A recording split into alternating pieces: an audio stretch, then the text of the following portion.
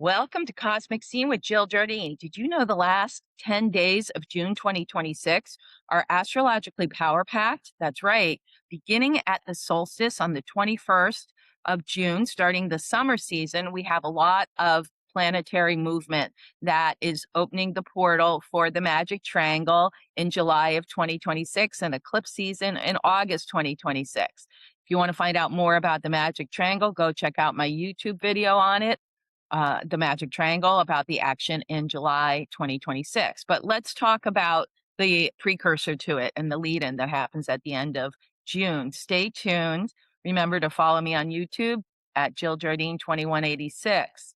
So in this video, I'm going to break down the powerful astrological activity that's occurring at the end of June. So as I mentioned, the summer solstice, longest day of the year, kicks off the season.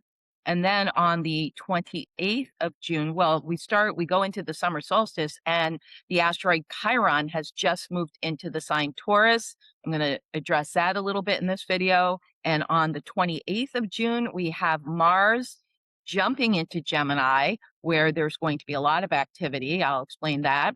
On the 29th, that's a very potent day because we have Mercury retrograding in the sign Cancer through mid-July, and we have the Capricorn full moon.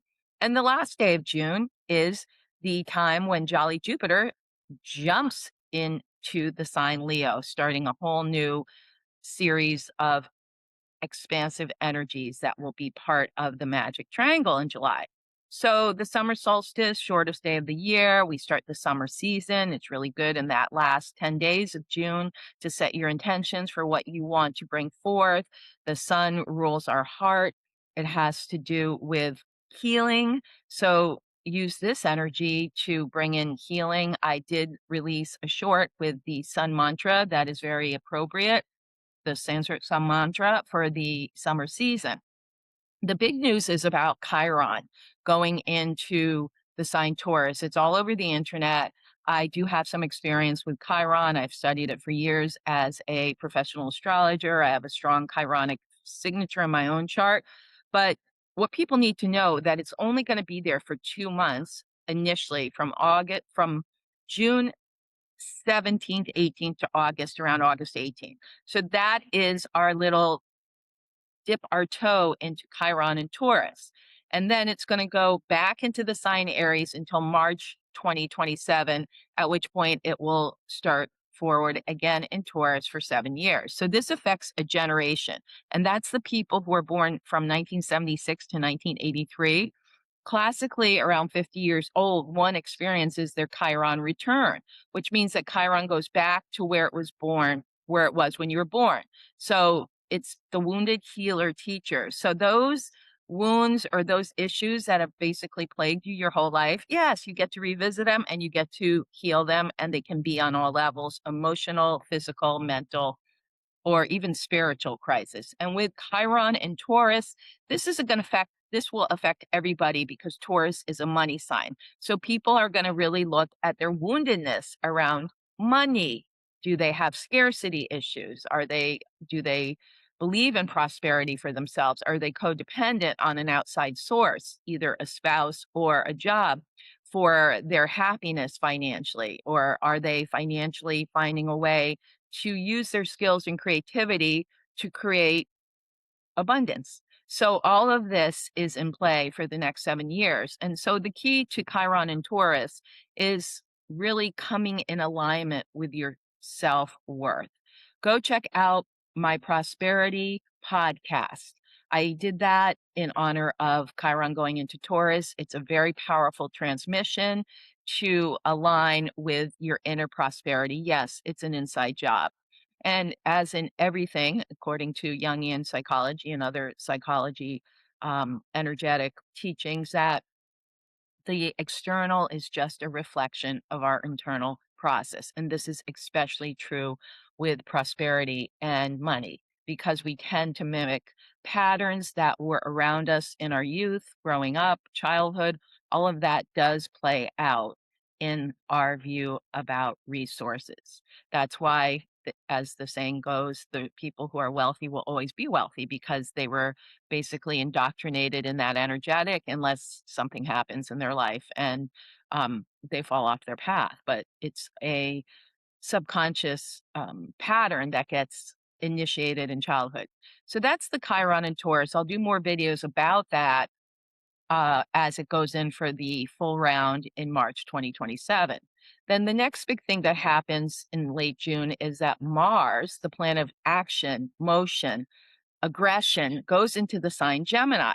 Now, Gemini, as you may know, we have Uranus already there. So we're going to have a Mars Uranus conjunction here in the beginning of July. So tread lightly, drive carefully, avoid accidents, but it's really going to amp up and accelerate the energies. We're going to have a lot of acceleration. Things are going to move fast. People are going to have a lot of ideas. AI is going to take off, and things will feel like they are moving very, very fast. So remember to slow down, breathe, stay in your body, go out in nature because there's a lot of swirly energy up in the upper chakras, and people could get disconnected and disassociated with that Mars and Gemini, moving everything fast. And again, cautionary energy when traveling, whether in cars or planes and all of those modes of transport. We could hear that there are more accidents than usual, unfortunately. But Mars in Gemini is going to light up our mind, give us ideas, and take care of business. Write those emails, take care of the bills, do all that energetic taking care of business. And that is especially so on the next day, which is the full moon in the sign Capricorn. And we're going to also have Mercury go retrograde that same day. Actually, Mercury goes retrograde earlier in the day. So here we are with Mercury retrograde conjunct Jupiter. This is the June full moon chart. It's exact around 8 o'clock at night here in Boston. But we're going to have Mercury and Jupiter. So again, the enhancement of what we say. And this is the keynote at the end of June. Be very, very prudent in what you say. Try not to be rash because your words may have repercussions going forward. So we have to be very um, diligent in what we communicate because it could be taken wrong. And so there's the Jupiter Mercury conjunction in Cancer. The sun is also in Cancer. So this is about being with home and family, very appropriate in the US, leading into the July 4th celebration weekend, and it's the 250th. So this is a nice energetic, 3 planets in Cancer, home, family, celebrate with your tribe. And there's the moon in Cancer opposing the moon, the sun in Cancer opposing the moon in Capricorn. Now, Capricorn full moon is again about taking care of business. Capricorns, this is your time to shine. By the way, even though Mercury is going retrograde in the sign Cancer, it's a good time for Cancerians. It's a great time for Capricorns. This window around the full moon, 2 days before, the day of, which is the 29th, and 2 days after. This is your time to kind of wrap things up. It starts a whole new cycle. This is for everybody to look at what are they building, how is their external or professional career life in alignment with their emotional life. And so we're balancing the internal, which is signified by the Cancerian energy, with the external life, our dharma, our career, our life purpose. So it's sort of a soul searching time. And also with Mercury going retrograde that same day, with everything moving so fast and Mars and Gemini, this does give us a little pause. It gives us time for reflection. We can have a lot of blasts from the past. Memories can come flooding in, and we're seeking comfort.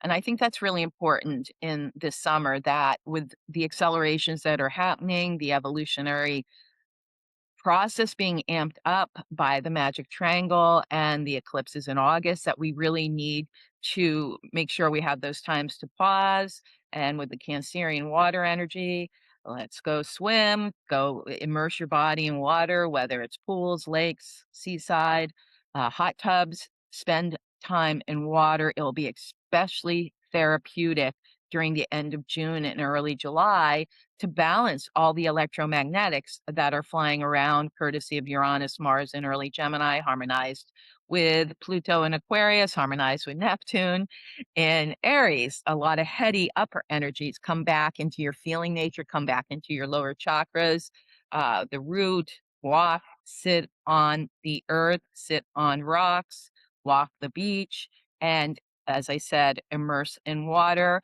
It's a very powerful portal in late June and July for gestating creative process. So at the Capricorn full moon, you really want to, kind of let go of what hasn't worked for you professionally.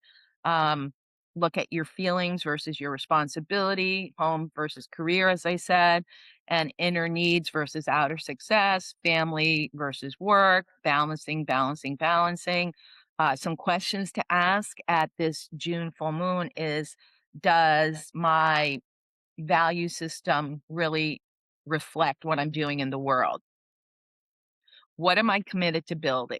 What can I put my energy? What do I want to structure? Capricorn is one of the signs that's all about structuring. How can I structure my creativity? I think that's a huge question. And also, because Capricorn rules the professional life, status quo, kind of old school, where Aquarius is new school or new paradigm, we have been hearing that there's going to be a lot of jobs being released, that going away because of AI. So this is the full moon that is sort of on the fringe of that activity. So a lot of people will be dealing with the process of, oh, if I lose my job, what will I do for resources? What will I do for money? And then we have that whole Chiron and Taurus at the same time this summer, which can make some people feel like they have a financial crunch or money. Again, I have remedies for this.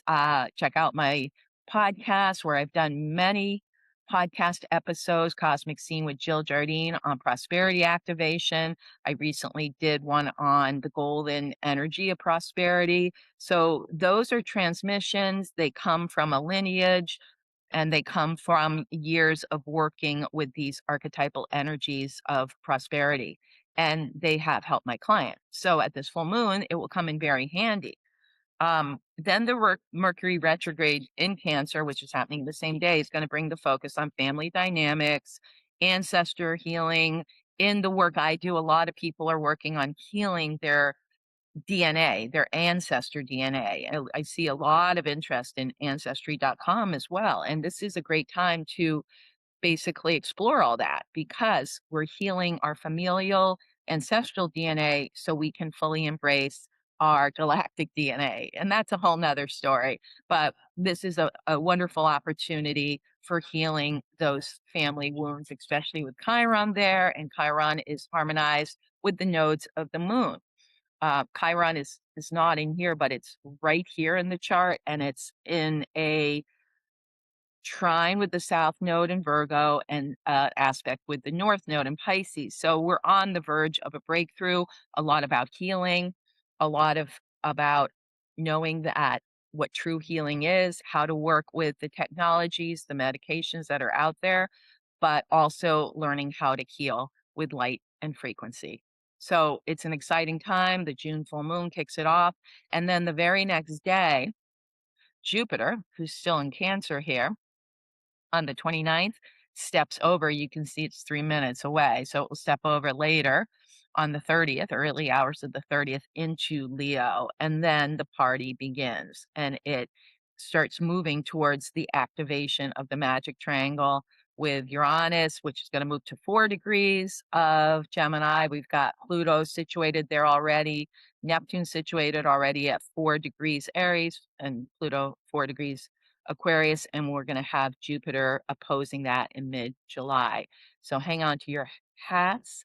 Jupiter loves Leo. We're all going to come into heart expression, or try to.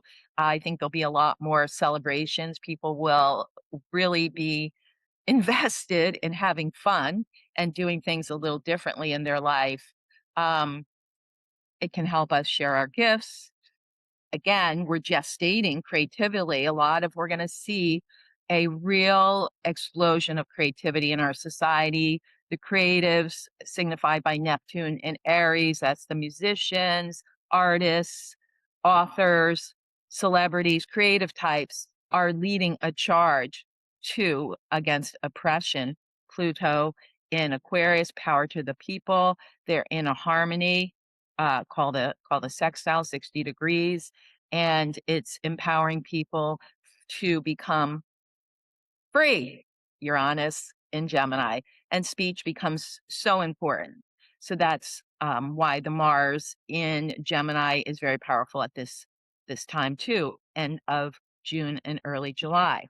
So if you would put the word magic in comments and subscribe to my channel, you may be getting a little astro blast of how this season affects your personal chart. So check me out on YouTube at Jill Jardine 2186. Subscribe to my TikTok, Instagram, and remember to book your own reading.